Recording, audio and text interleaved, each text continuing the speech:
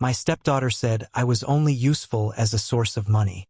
I closed her bank account, returned the clothes I had bought, and stopped paying for cosmetics and entertainment. Her biological mother offered her nothing in return. Subscribe and leave your story in the comments. Time to jump right in. You're not my real dad. Chloe never said those words when she was a child, but I lived under their shadow every single day. My name is David. I'm 52 years old. For more than 2 decades, my entire life revolved around a girl who carried another man's blood, but whose survival, comfort, and future fell entirely on my shoulders. When I married Maggie, Chloe was just a little girl, 6 years old, wide-eyed, clutching her mother's hand with the fearful silence of a child who had already learned what it meant to be abandoned. Her father, her real father, had disappeared long before. No visits, no calls, not even a letter on her birthdays. Just absence. A blank space where a man should have stood. I stepped into that void without hesitation. I told myself blood didn't matter, that showing up, every day, through sickness and storms, would matter more than any strand of DNA. But deep inside, I knew the truth.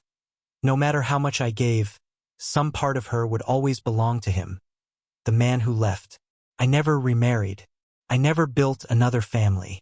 My whole identity became Chloe's guardian, Chloe's provider, Chloe's shadow. Other men I knew remarried, started fresh, had children of their own. They spoke of second chances. But I never wanted a second chance. I had already committed my first and only one. My life was narrowed into a single road, and at the end of it stood Chloe. The auto shop became my battlefield. 12-hour shifts, 6 days a week, bending over engines until my spine locked and my fingers cracked open from grease and cold steel. I came home with hands blistered and nails blackened, smelling of oil that no soap could wash away, and every cent was already marked before it touched my palm.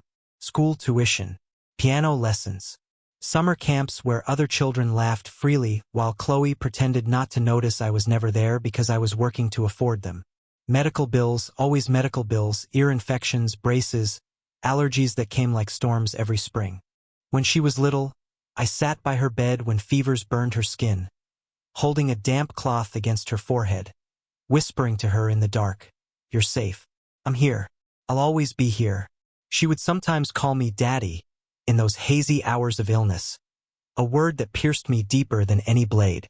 I would answer without hesitation, even as my heart reminded me it wasn't truly mine to claim. When she grew older, I was the chauffeur, waiting in parking lots with lukewarm coffee in hand, sitting in the cab of my rusted truck while other parents chatted and laughed together. Chloe would emerge from practice, her bag slung over her shoulder, and slide into the passenger seat without so much as a glance at me. Still, I drove her wherever she needed to be, practices, parties, recitals, because I believed one day she would look back and understand who had always been behind the wheel. Holidays were the hardest. Christmas mornings where the tree was piled high with gifts, each tag signed with my name, though no one ever mentioned it. Birthdays where Maggie snapped pictures of Chloe blowing out candles while I stood in the background, out of frame, invisible but indispensable. She'd unwrap presents I had worked double shifts to afford, squeal with delight, and then call her friends to show them off. The phone never rang from her father, not once, and yet, the silence of his absence spoke louder than all my sacrifices. I never took vacations, never traveled.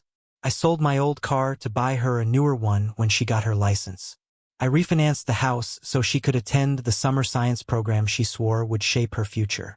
Every decision in my life was measured against one question. Does this help Chloe? And if it didn't, it never happened.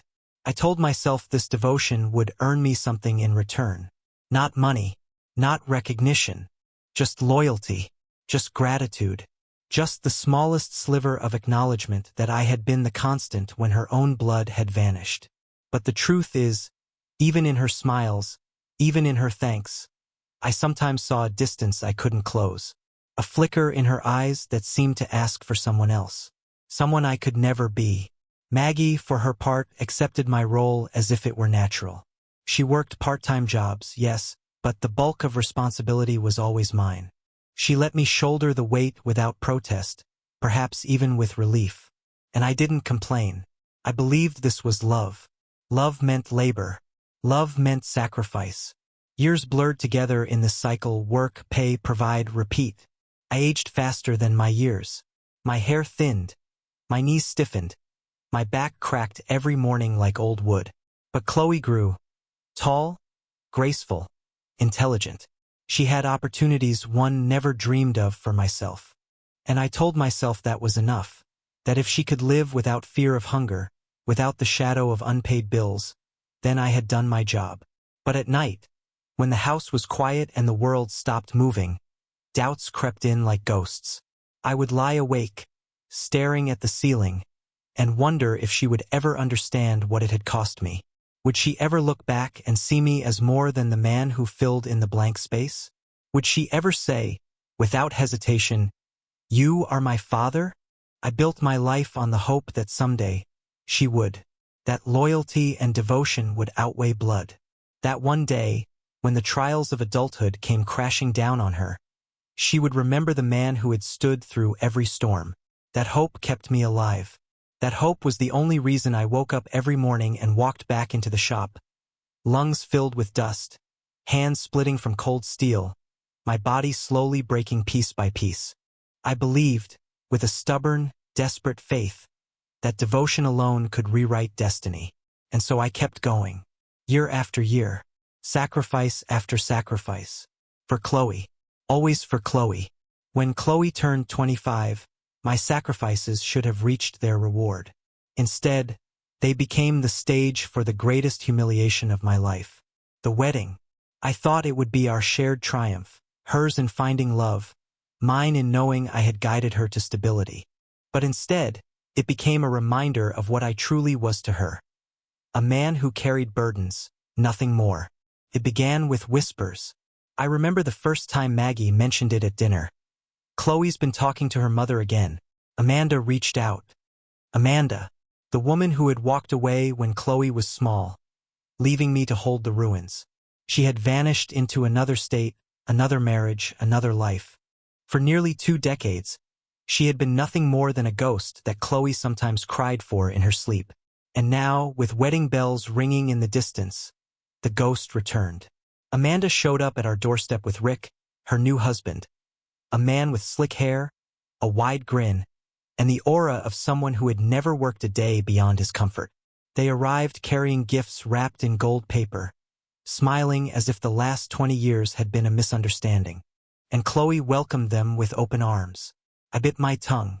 I said nothing as Chloe hugged the woman who had abandoned her, tears running down her cheeks as if absence could be forgiven by a single embrace. Amanda whispered promises, called her baby, spoke of how proud she was. My stomach turned at the sound. Proud? Of what? Of the daughter she hadn't raised? Of the milestones she hadn't witnessed? But Chloe didn't see it. She was blinded by the reunion she had craved all her life. The preparations began. And with every decision, dress, venue, catering, photographer, I saw where the responsibility fell. Amanda made suggestions. Rick nodded approvingly. Chloe smiled. And then, inevitably, the bill landed in my lap. I told myself it was natural. I was the father who raised her, the one who stayed. Of course I would pay. That's what fathers do. Still, as the numbers climbed, so did the knot in my chest. $40,000. That was the final count. The dress alone could have paid for my truck twice over. The venue was a cathedral of marble and chandeliers, a place where my grease-stained hands felt like an offense against the air. Musicians were booked, photographers hired, florists contracted. Every night, Chloe would call me with just one more thing. And every night I said yes, watching my bank account drain, watching my house slip closer to debt. I took out a loan against the home I had built for her. My body was already worn, my savings thin, but I told myself this final act of sacrifice would prove my devotion once and for all. She would see, at last, that I had always been the one. But the wedding day itself told a different story. I remember standing at the back of the venue, watching Chloe walk down the aisle in white silk, radiant, her arm looped through mine.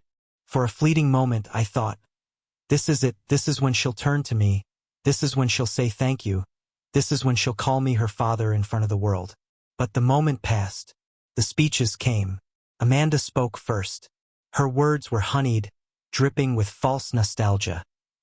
I always knew Chloe would grow into this beautiful woman. I'm so proud of the daughter I raised. The daughter she raised. I felt the room tilt. Guests clapped, tears filled eyes, and Chloe beamed at her. No one corrected her.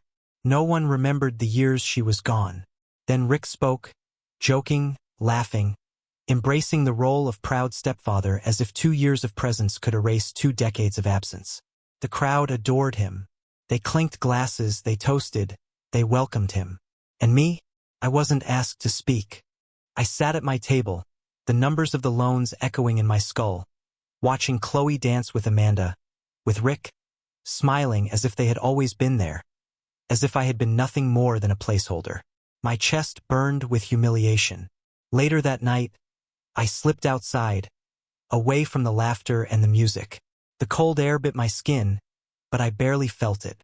My hands shook, not from the chill, but from the realization that every sacrifice, every hour of labor, every night spent alone with bills and exhaustion, had been invisible.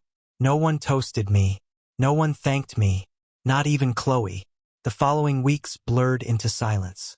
I paid off what I could, worked longer hours to cover the debts, and swallowed the bitterness like poison. Chloe visited, glowing with marital joy, speaking of Amanda and Rick as if they were pillars of her life. She barely mentioned the money, the loans, the price I continued to pay. But I remembered every cent. I remembered the pen scratching my signature across papers that bound me tighter to poverty. I remembered the weight of that dress as if I had stitched it from my own flesh. And still, I told myself, maybe this is enough. Maybe one day, when she looks back, she'll realize who gave her the foundation to build this life. Maybe one day, but deep inside, the first cracks had already formed. Because a man can carry the world on his shoulders. He can bleed his body dry for another's future. He can live invisible, nameless, forgotten in the background. But once he sees himself erased in favor of the ones who abandoned her, that poison never leaves. And in that moment, though I didn't know it yet, the path toward betrayal had already begun *N. At first, I thought Chloe's wedding would be the last of my burdens. The loans weighed heavy, the auto shop shifts grew longer, but I told myself the worst had passed. She was married now, building her own household.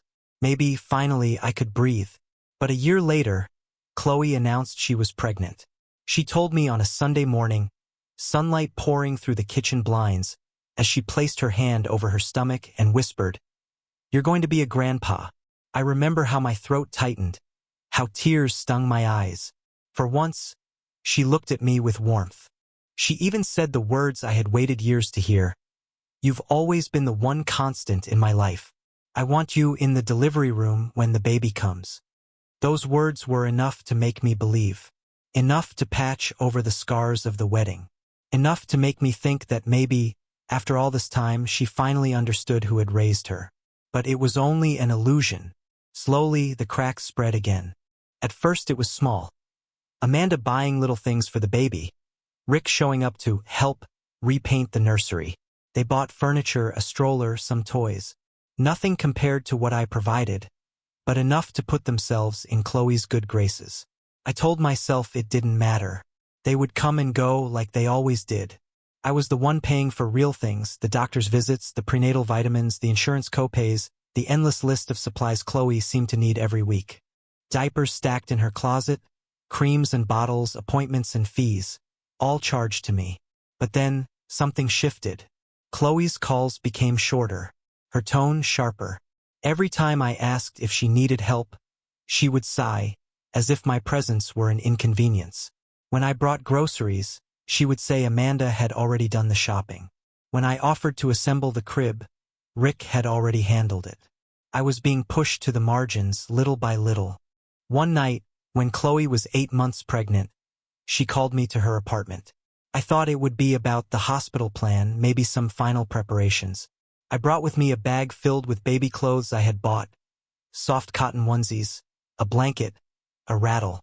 I placed them on the table, expecting gratitude. Instead, she stared at me coldly. "Why are you buying all this?" she asked. I froze. "Because you need it. Because the baby needs it." Her lips tightened. She looked at Rick, who leaned against the wall smirking like a man enjoying a private joke. Then she turned back to me and spoke the words that cut deeper than anything I had ever endured. "You're only useful as a source of money." For a moment, I thought I had misheard. The room seemed to fall silent. The hum of the refrigerator, the ticking of the clock, all of it vanished under the weight of those words. "Say that again," I whispered. She didn't flinch. Her eyes held mine with a cruelty I didn't recognize. "You're not my father. You never were. You're just money. That's all you've ever been." The bag of clothes slid from the table to the floor. My chest burned as if my ribs had cracked open. I looked at Rick, waiting for him to intervene, to correct her. But he only smiled wider, pleased that she had said what he never dared to say himself.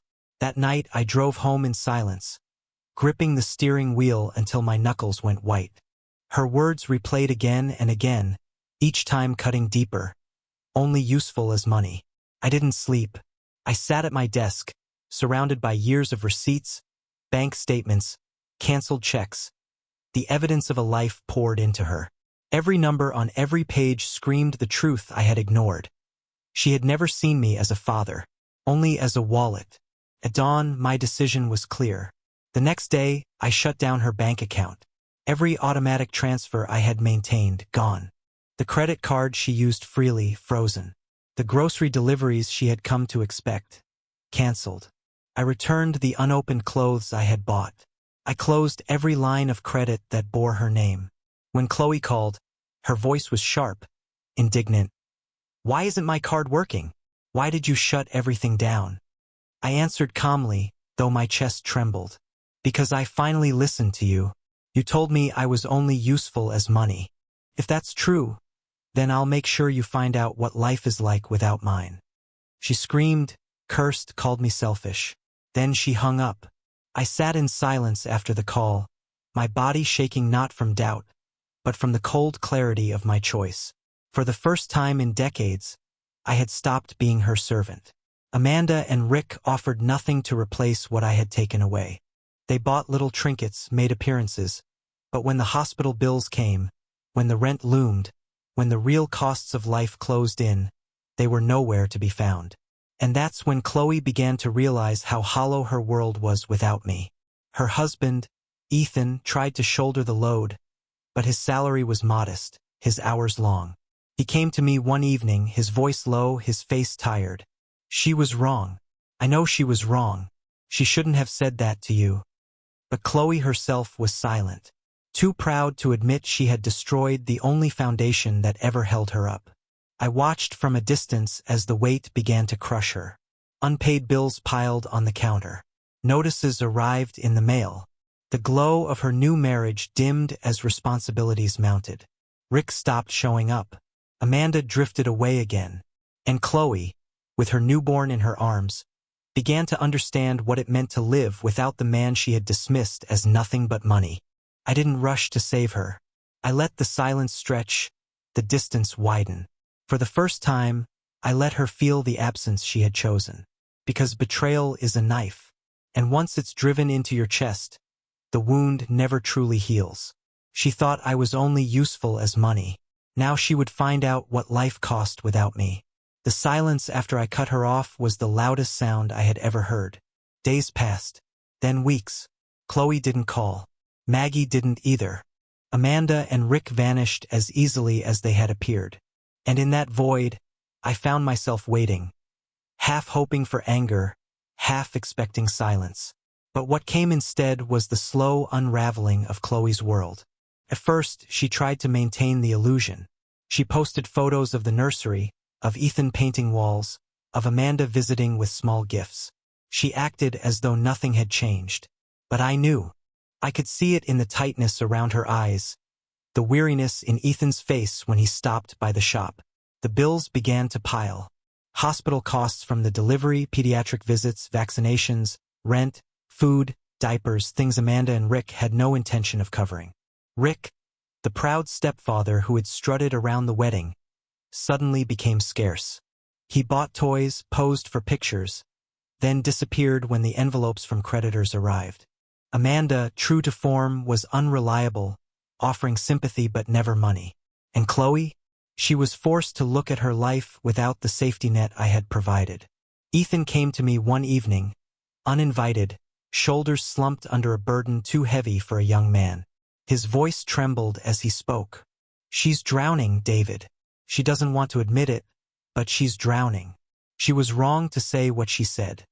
I looked at him and saw a boy who wanted to be a man, who wanted to fix what wasn't his to fix. "Did she send you?" I asked. He shook his head. "No, she's too proud. But I can't watch her break like this." I didn't answer. Not right away. I let the silence stretch between us until he lowered his eyes. Because I needed him to understand, loyalty without respect is slavery, and I had served my sentence long enough. Then one morning the letter arrived. It wasn't dramatic. Just an envelope, plain white, left in my mailbox. Inside was a photograph of a newborn baby, my grandson, though no one had given me that title. His eyes were closed, his tiny fists clenched, his face soft and unscarred by the cruelty of the world. Beneath the photo was a note, written in Chloe's hand. "I was wrong. I see it now. Please come meet him. Please don't let him grow up without you." I sat at my kitchen table for a long time, staring at that picture. My chest ached with memories. Of Chloe as a child, asleep with fever while I whispered promises she'd forgotten.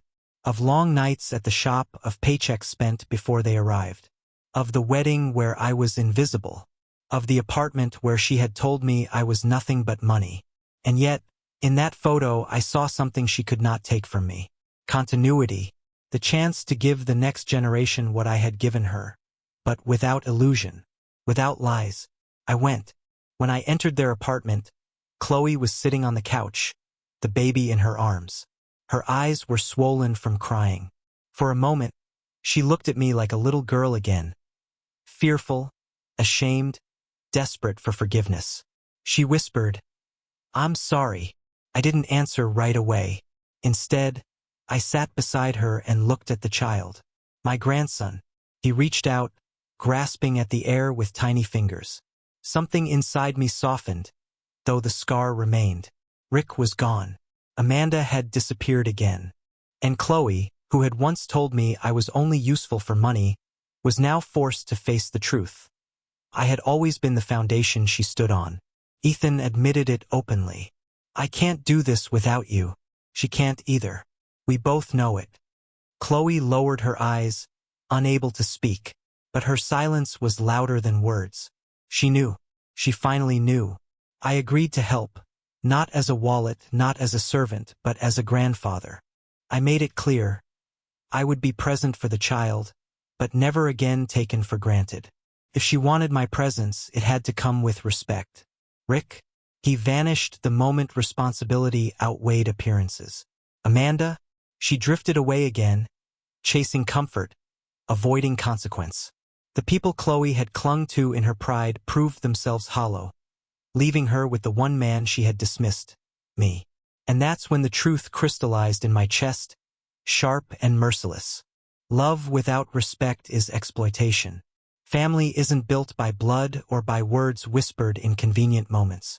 Family is built by presence, by sacrifice, by loyalty that doesn't vanish when the bills arrive.